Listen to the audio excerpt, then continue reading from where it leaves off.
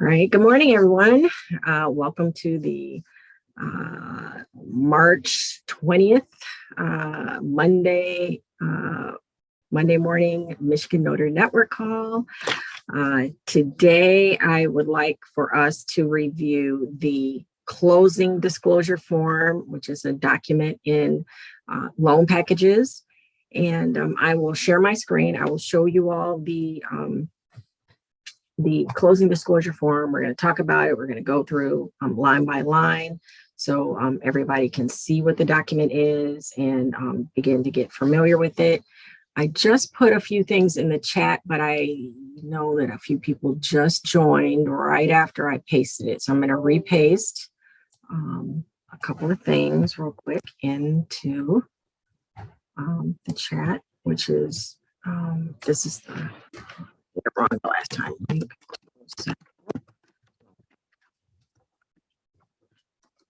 So the link to the sample loan package is what we used at the in-person meeting on the 13th, I think. And let me get this, let me paste it. Copy. And here is a copy of the a document that explains the closing disclosure form. All right, so let me share my screen and we will start to take a look at those documents. All right, can everybody see the CD? Yes. Okay, thank you. All right, hold on, let me fix my view over here. This morning we're looking at the closing disclosure form, which is one of those most important documents in a loan package. The most important documents are the ALTA statement, the closing disclosure or the CD, the note, and the mortgage. So those are the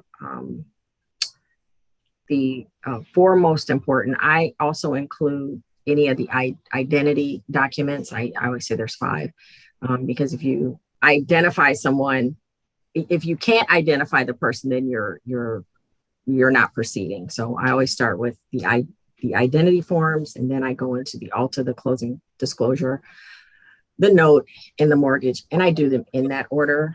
I like to get all the money documents or the funding documents done first, and then take care of all the other documents in a loan package. So today we're going to focus on the closing disclosure form, which is a document that will show you or show the signer, the borrower, all the details of what's included in their mortgage. So if everybody can see the screen, starting at the top here, you can see it'll start off with the date. It will show let's see, disperse. So starting at the top, the date that the closing disclosure was delivered to the borrower or the consumer. So the signers, the borrowers, are supposed to get their loan docs 3 days before they close. They're supposed to, by law, they're supposed to. That's not to say that they don't always get them. Sometimes they're sent and they're just in the person's inbox or email and they're not looking at them. Sometimes they get them and they flat out tell you, yeah, I got them, but I didn't look at them.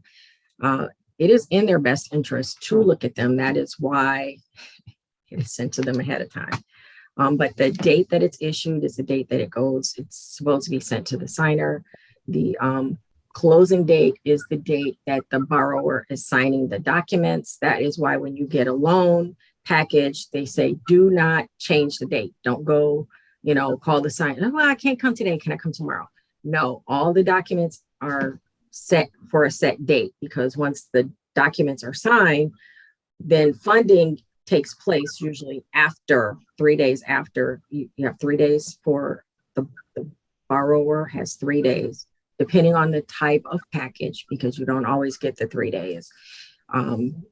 The borrower has 3 days to rescind. After the 3 days is when the loan would be funded. In this case, this disbursement date is the date in which the lender or creditor funds the loan. It's not always the same day. It's usually a few days after, but it could be, it just depends on the type of loan. The settlement agent, it shows you a title company, there's a file number, and it shows the property address. So this is a property that this loan is regarding. It shows the sale price of the house. It shows who your buyers are, Harry home buyer and Harriet home buyer. So two people, we're assuming that they're husband and wife because they have the same last name, and the address and their address. So it looks like they have a different address and they're purchasing this home. And the sell is from seller. So you can see right below, seller is Sally Seller and Solomon Seller. And they have the same, oh, they have a different address. There's too many nines in here, but they have a different address. So they're selling, they're the sellers. You can see that the term is 30 years. So it's a 30-year mortgage and it is a conventional mortgage. I am not going to explain the different types of loans. So there's conventional, FHA, VA. That's not what this conversation is. We're going to go through this document, and on another session, we can talk about the different types of loans. Let's see here. So we see the sale price, we see the lender. So Best Mortgage is lending Harry home buyer and Harriet home buyer the money. And there's a loan ID and there's an MIC number. MIC number is a, hold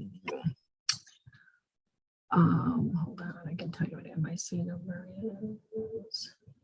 It's a mortgage insurance case number. Some creditors require it, some don't. So I've never really paid attention to see if there were MIC numbers on my loan packages before. And because it's not something that I need to know. And all of the things that I'm going to cover on this document, these are not all the things that you are going to tell or discuss. You don't go through line by line and talk to the buyer, the borrower about every line. But I know that you guys as notaries who want to do loan signings, I know you want to know what the items are. So that is what this call is for, to get you comfortable in knowing what's in the closing disclosure. But you are definitely, this is not how you're going to present it to a borrower during a session. Okay. Before I go to the next section, are there any questions? And I can't really see, so you have to take yourself off mute, or I can see the chat. No, I don't have any questions. Okay, cool. All right, I'm gonna keep going then. All right, so this next section talks about the loan, and you can see the terms. They're borrowing $400,000, and can this amount increase after closing? So no, this is the amount that they're buying. They're borrowing. Their interest rate is 3.875%. It is not going to increase. Their monthly interest and their monthly principal and interest payment is going to be this amount, $1,880.95. So that is what they're going to pay just for their principal and their interest. It does not include like taxes and insurance. I'm going to show you where that is. Going down. All right, I need somebody to mute. I can hear somebody talking. That might be you, Marcy. Can you mute yourself? Oh, yeah, I am. Thank you. All right. Let's see here. Is there a prepayment penalty? So prepayment penalty, if you borrow $400,000, if you pay it off in 15 years versus 30 years, is there a penalty? The answer is no. So anytime you, that is what that means. Is there a prepayment penalty? Is there a balloon payment? So this loan does not have a balloon payment. Actually, I've never seen a payment that a loan that has had a balloon payment due. Which means after a certain amount, maybe after 10 years, it may say you owe, if they borrow 400,000 in 20 years, they may have to make a $50,000 lump sum bulk payment. That's what a balloon payment is. It would be outlined in their loan, and they would know the amount that they would have to pay. Okay. And the next amount is the next section is the the projected payments. And it's calculated over 30 years. You can see it's 1 to 30, and we know it's a 30-year loan because up here at the top, it told us that it was a 30-year loan. And let's see, there's one other thing I probably skipped over. It is a purchase of a home. We said that, and it's a fixed rate. So that is why we can see here that the rate is 3.875%. It's a fixed rate. That means that 3.875% rate is going to be the interest rate for the whole 30 years that they're on this mortgage. If it were an adjustable rate mortgage, it would say ARM or adjustable rate mortgage. And then this would read differently. It would say something different. Okay, so this next section shows the principal and interest that we saw it previously. Mortgage insurance, this doesn't have it. We'll talk about mortgage insurance in a different conversation. This is not like homeowners insurance. There's something called PMI or mortgage insurance. We'll talk about that separately. So escrow. Escrow is when money gets set aside for your taxes and insurance, or taxes or insurance. It could be either, it could be neither. So there are times where there won't be any escrow because the borrower is going to pay their taxes and their insurance directly. It's not included in their mortgage. But a lot of people choose to have it wrapped up. And in that case, when the payments for the escrow for taxes and or insurance, it will be added to the mortgage. So the breakdown here shows that the amount of their payment and interest, their principal from the loan is $1,880.95, but their estimated escrow is $707.66. And it says it can increase over time because your taxes and your insurance can fluctuate. So, taxes always go up. They don't ever really seem to come down.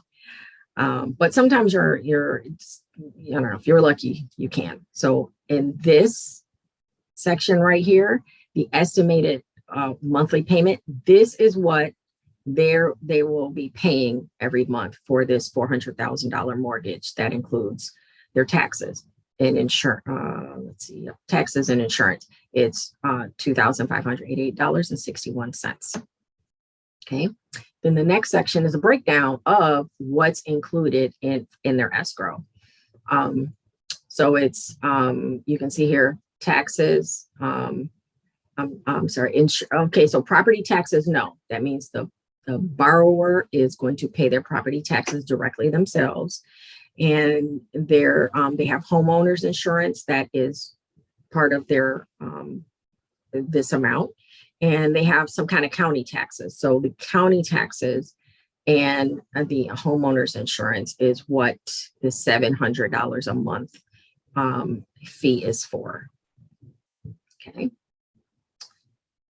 Also, just so you know, if you ever hear the word impound account, an impound account is the same as escrow. It is where they're putting money into a bucket and it's just being held for a specific purpose. So in this case, that's what the escrow is for: county taxes and homeowners insurance. And then you can see what the closing costs are here for this $400,000 loan. They have $18,630.17 for their closing costs. So in order for them to get this $400,000 mortgage, that is the cost that all the things that are they're getting charged for. There's a closing cost for that. And then there's a cash to close, and we'll see who has to pay on the next document. But you can see, you can go back up here and you can see that the original sale price was $500,000. The loan amount's only for $400,000. So you know there's $100,000 difference in there somewhere. So cash to close, $109,000 and some change. Okay, and again, you are not going to explain all this. This is just so that you, as the signing agent, have a understanding of what's on the documents.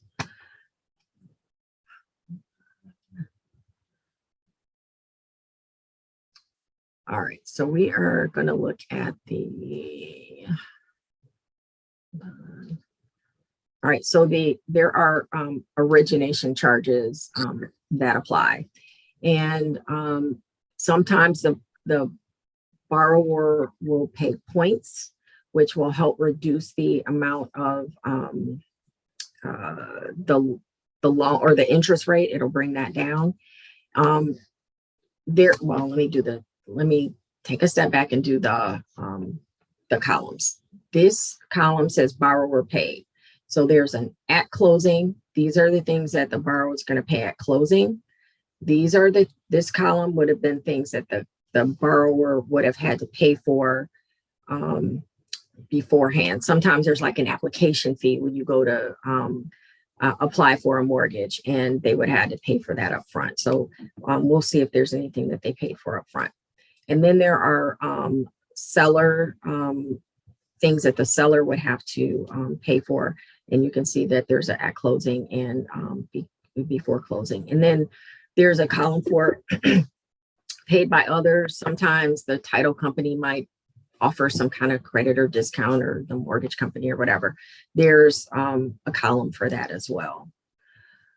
So there's, like, here's the application fee. Apparently they didn't pay for it ahead of time. They're paying this. It's going to be wrapped up in the charges, the application fee. Services borrowers did not shop for. So borrowers have the option to shop for different things regarding their mortgage. They don't have to go with the title company that the lender picks. They can pick their own title company. There are certain things, but this is breaking down what the borrower did not shop for. They didn't shop for an appraisal fee. You could go out and get your own appraisal and then submit it. And, you know, it's more work for you as the borrower, or for them as the borrower. So, you know, they let the lender or the title company or whomever provide them the service, or the vendor, and then just go with that. So there are appraisal fee, credit report, flood certification fee, tax service fee. So all those fees are listed here. It looks like the mortgage company provided those. And then it shows the services that the borrower did shop for. So they got their own pest inspection, they got their own title insurance, they got all these things on their own.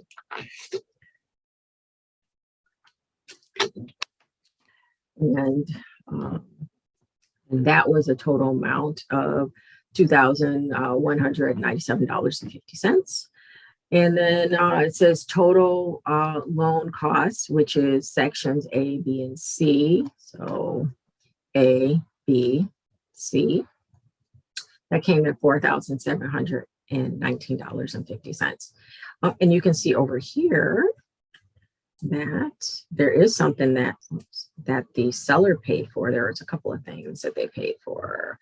So at closing, the seller is going to pay, there's a lien release, there's a settlement fee that they're going to pay as part of their closing. And there's like some tax things that they have to square up. Okay. So there's lots of other costs. There's a lot that goes into a mortgage. There's all kinds of filing fees, tax fees, recording fees, transfer fees. So there's just a ton. When you get a loan package, you can sit down and just look through the different types of fees, and they're not always the same. Like every mortgage is different. It's custom to every home and every buyer, and things depend on the borrower's credit and what the seller is willing to accept. So it's never the same thing twice. It's just always something different. So when you get a chance, that I put the link, or somebody can you can download. The links are in the chat for the sample package.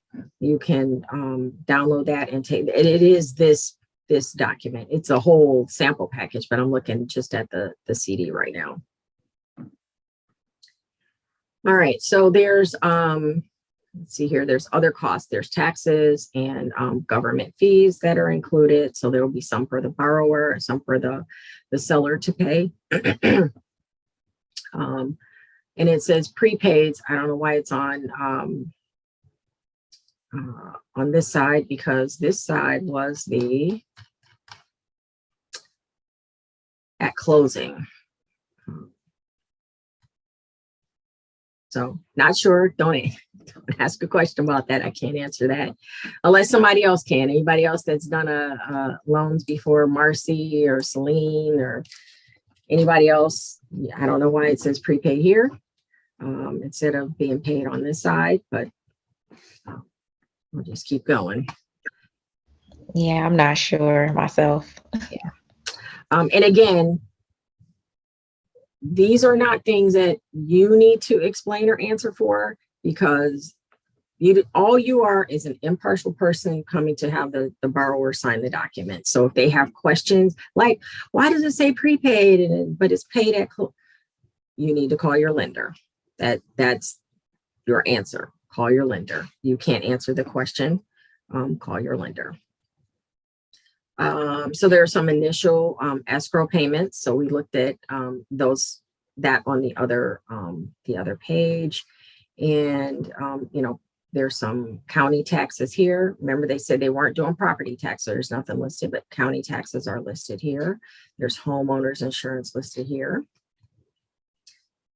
Let's see here, and then there's all these other kind of fees, administrative fees and commission fees, and let's see if there's looking to see if there's like a notary fee in this one.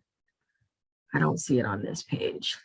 But anyway, you get the gist. Like, it breaks down all the things that are included in the closing costs, and down at the bottom there's that number that the closing costs total, and there doesn't look like the lender gave any credits, and this is the amount that the closing costs for the borrower, closing costs for the seller.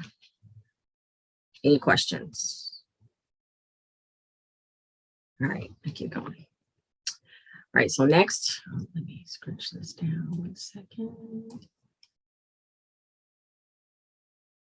We're on to calculating. Here we go, calculating.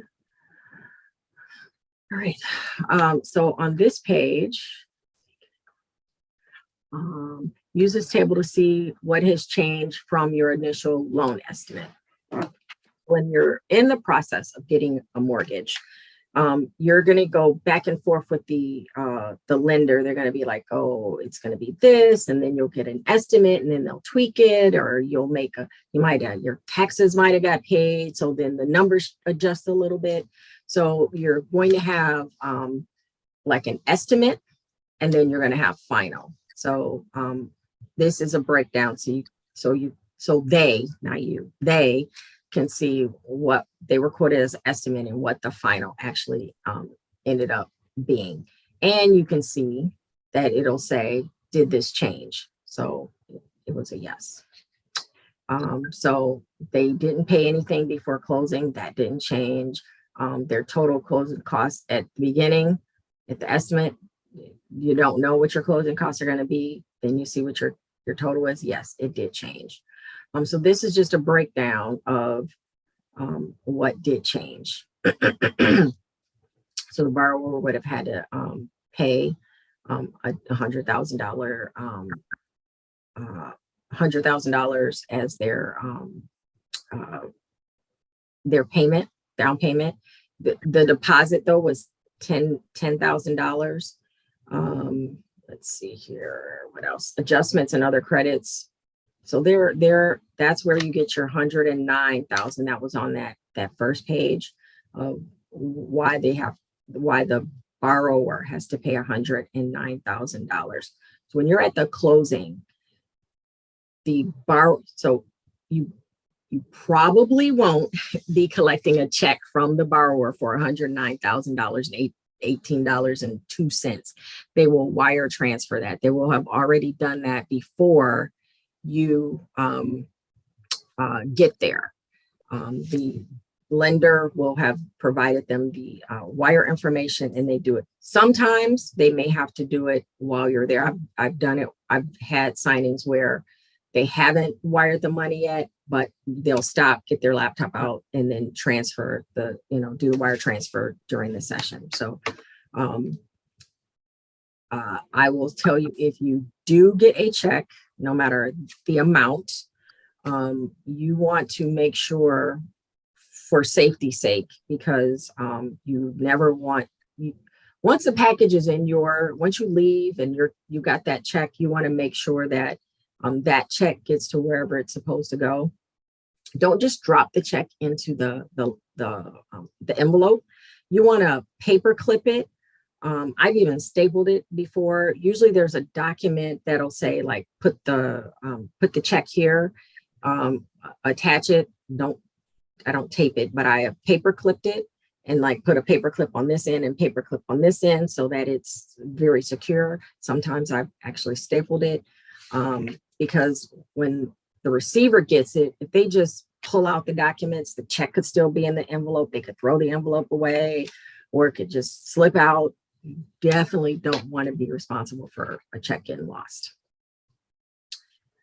Okay. Any questions so far? All right, I'll keep going. The summary of the transactions. So this table is to see a summary of the transaction. It is exactly what it says it is. It shows the borrower's transaction. It shows the seller's transactions, the things that they, the amount of the house, their closing costs, and it shows, what's due for their taxes. You scroll down, it shows the deposit on the seller side. It shows the amount of the property, what they have paid on their side. Let's see, already paid by or on behalf of the borrower closing. It shows their deposit, the loan amount. That's it. On the seller side, it shows that what their closing costs were. And then you go down. Now this is important. This will be something that you'll point to during a closing. This calculation down here, under calculation where it says cash to close, this will tell you if you're collecting money or if the borrower is getting money. This says cash to close from the borrower. So you're going to get this money, or the lender, not necessarily you, the lender.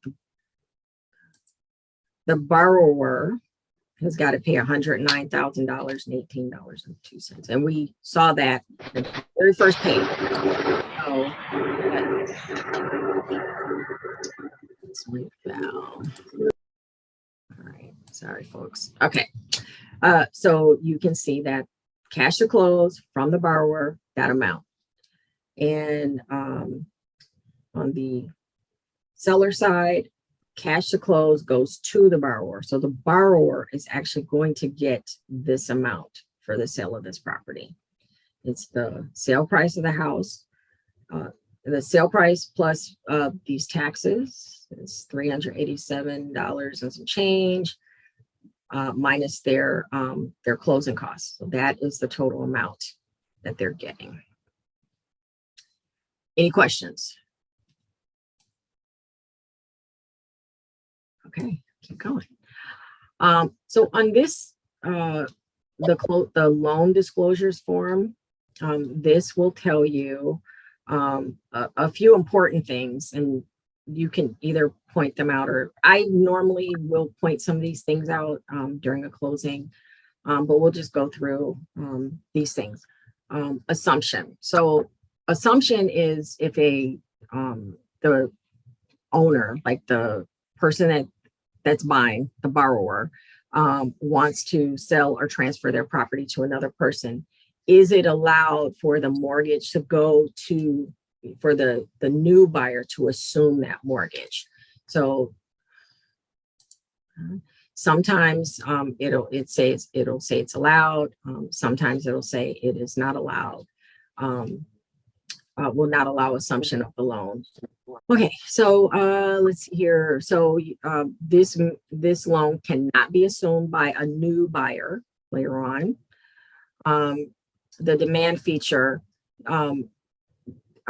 does your loan has a demand feature which permits your lender to require early repayment? So this would be like a balloon payment, and we saw on the first page it doesn't have a balloon payment. So they're not going to come to you and they're going to say, hey, you got to pay this.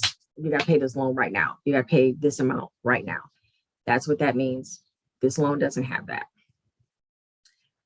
This late section here will explain when the payments are due, and if your payment is if their payment is more than 15 days late, they can charge a fee. Negative amortization. So in a loan, you get, if the loan is 30 years, can somebody do the math real quick on 12 times 30? I guess I could do it. 12 times 30. It's 360 payments over 30 years, if I did that right. So every month when you have a loan due, it goes down. So you'll get a sheet, and there'll be a document in the loan package called the amortization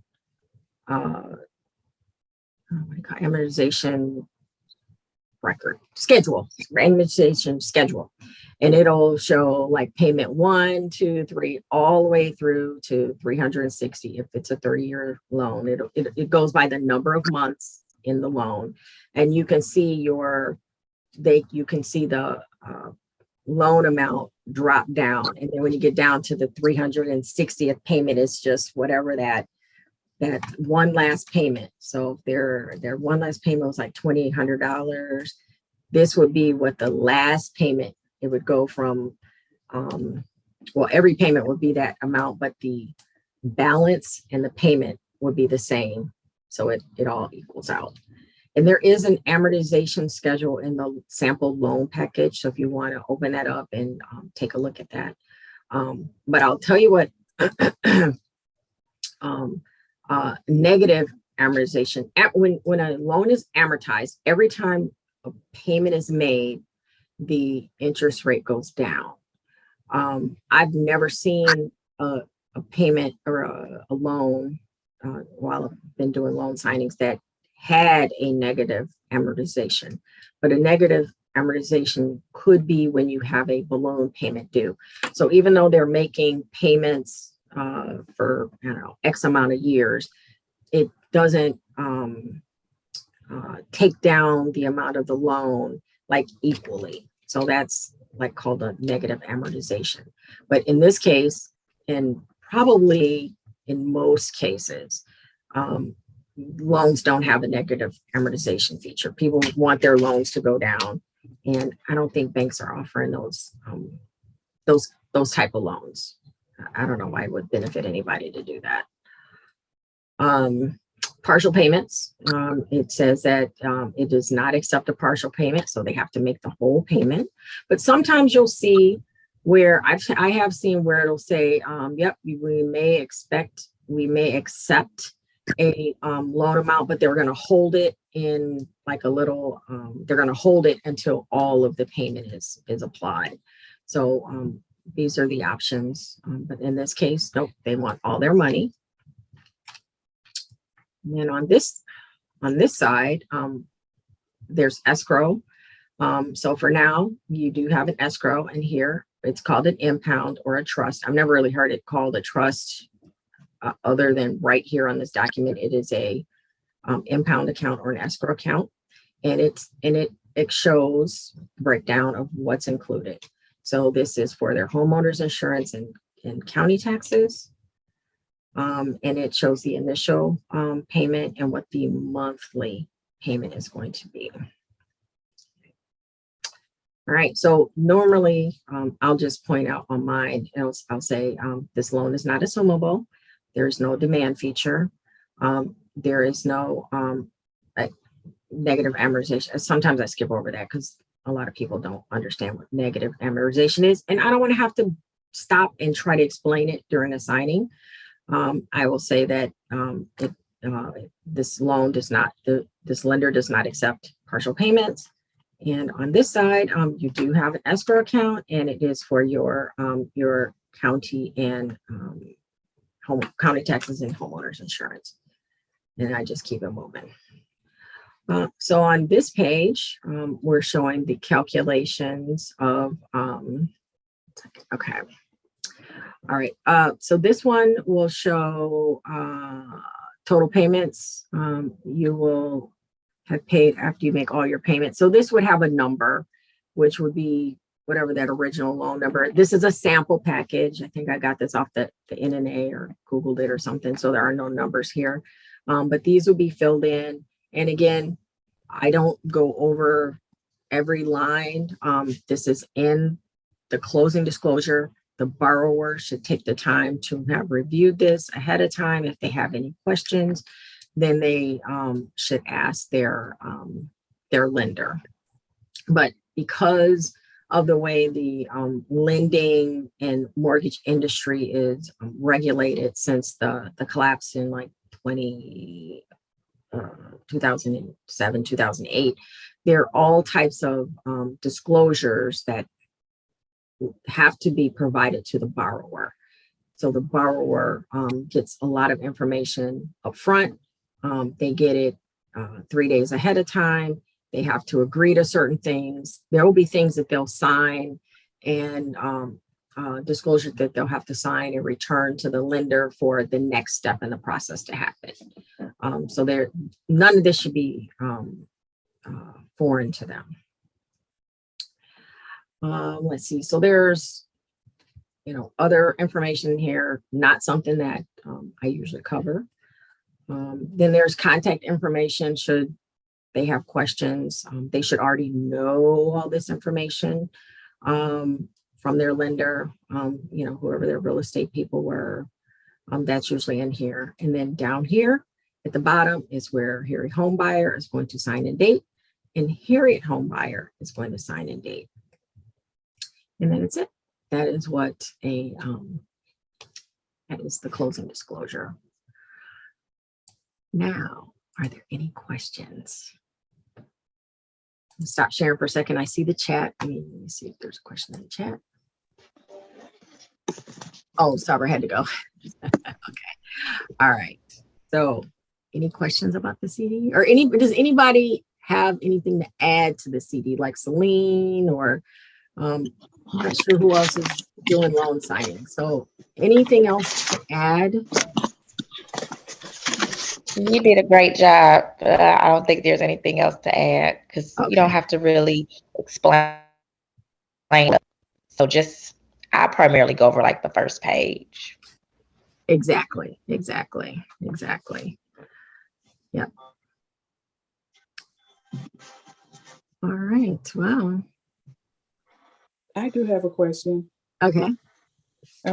In the very beginning, in the address, there was a typo.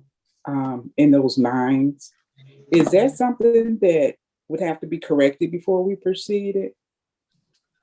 There's a typo. In the address and on the very first page, Uh-huh. one of the address had 3 nines and one had 4 nines. So in this case, it really wasn't a typo. It was, here, I'm gonna share it again. So remember, this is a sample, but Harry Homebuyer and his wife live at 999 Sample Street. Okay, Sally Seller and Solomon Seller, whole different people. They live at 9999 Sample Street. Oh, okay. So, Okay, thank you. yep. And then this is the property. But it is true that everything should be correct. Their name should be spelled correct. Their addresses should be correct. Definitely anything related to the property should be correct. Okay, I got it. Thank you. Yep. And if they're looking at the documents ahead of time, they should have caught that. I don't think I've ever had address issues. I have more things with names being typoed or something weird with the names. I do, sometimes you will see, you'll get to the signing, you'll be going through the money docs and the signer will say something like, these aren't the numbers. And you're like, okay, let's call your lender.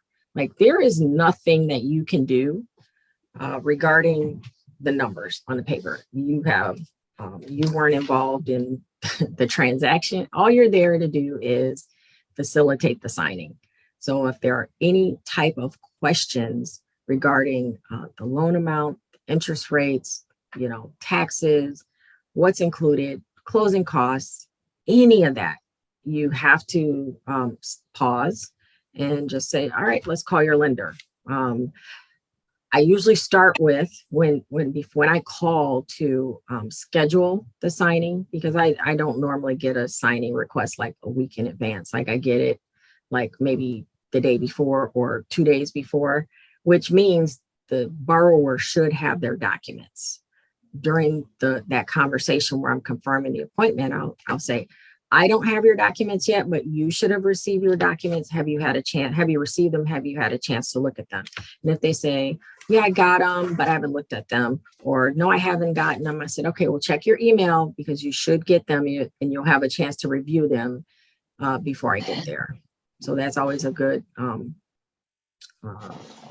primer for them or hopefully a motivator for them to go in and look at the documents. Okay, while we're waiting, may I ask a question? Absolutely. And I like the glamour shot. I just want you to know I like the picture. Oh, my aunt did that for me. Thank you. None of the money docs would require notarization, right? The mortgage does. The mortgage does? Okay. Yep. But All your right. closing disclosure doesn't, the Alta statement doesn't, and the note doesn't. Okay. Thank you. Mhm. Like, all right, wait a minute, I'm not remembering correctly. All right. Any other questions?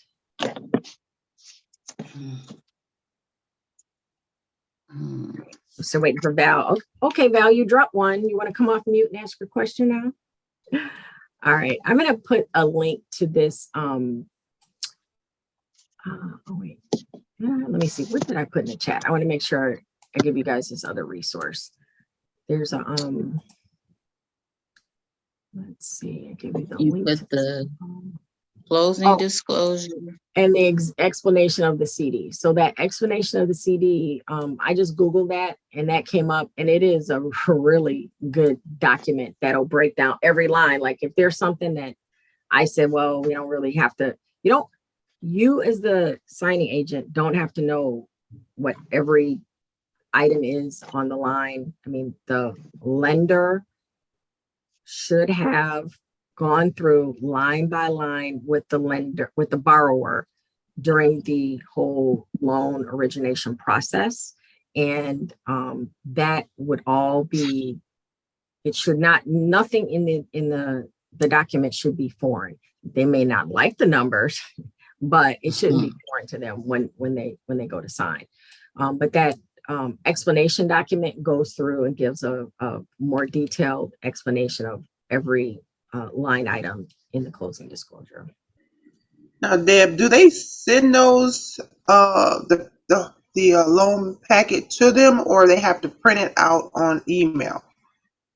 I think they email it to them because they email it to us, or we go into a portal and download it. So I think the borrower, I think they get it emailed to them, or they log in and look at something, or they do I don't know if it's a Zoom, but they would do a call with the lender and go through the numbers. So that's on them. Like, that's not part of what we would do. So it's usually email. Thank you, Gerald.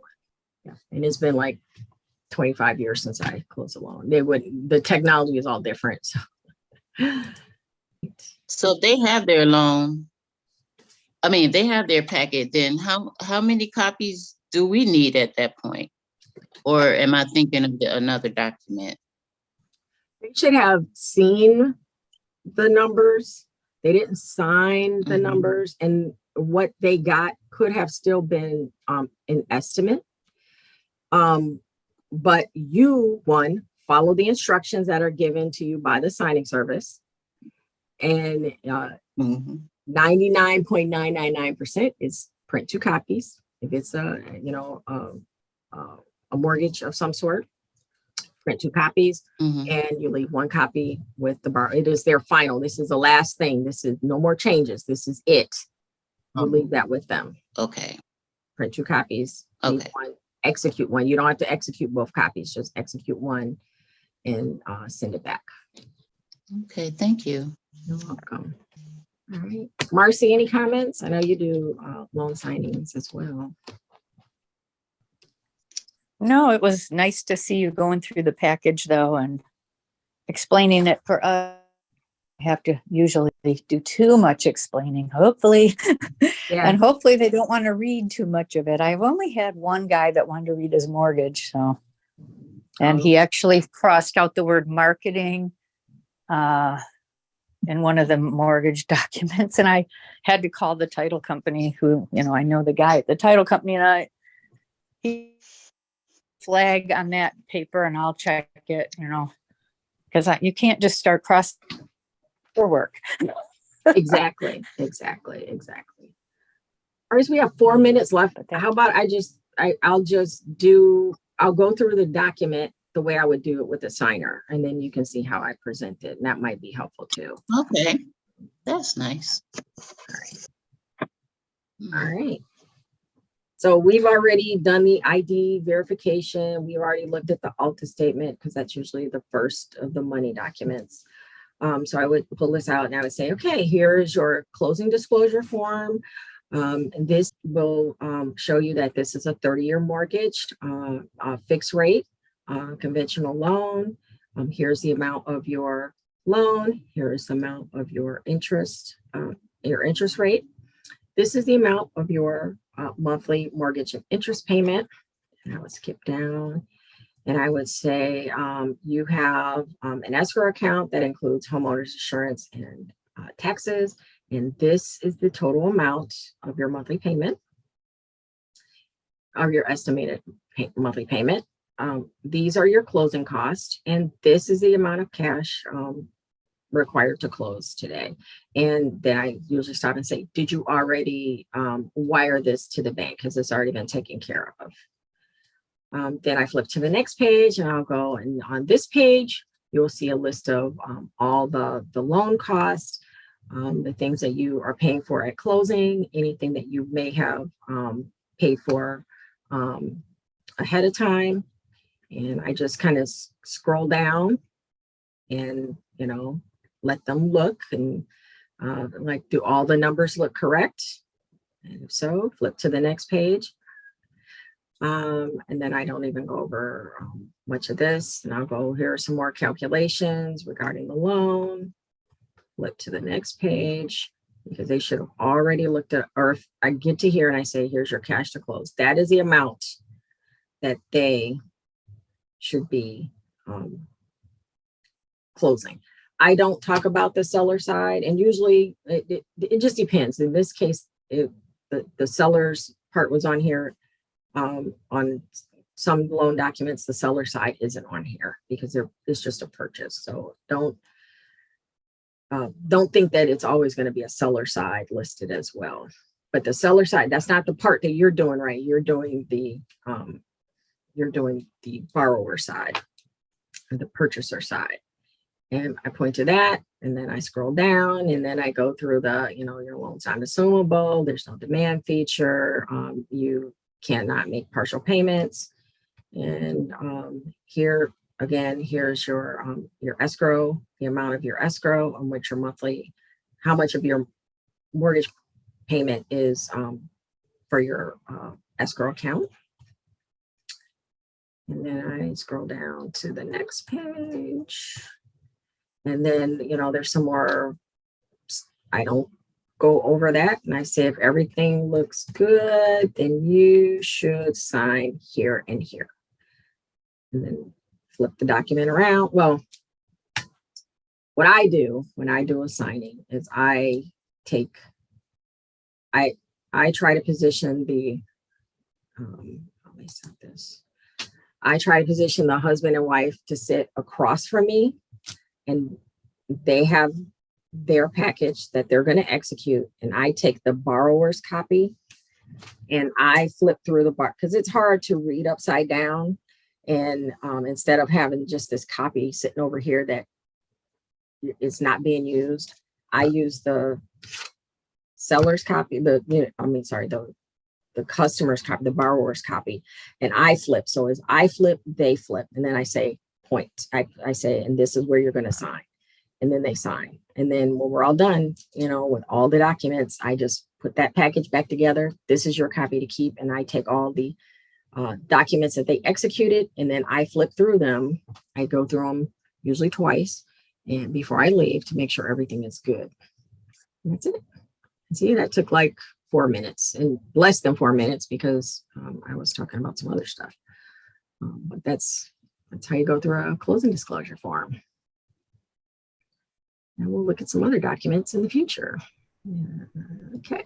So any questions? Anything else? Any comments? No, thank you. You're welcome.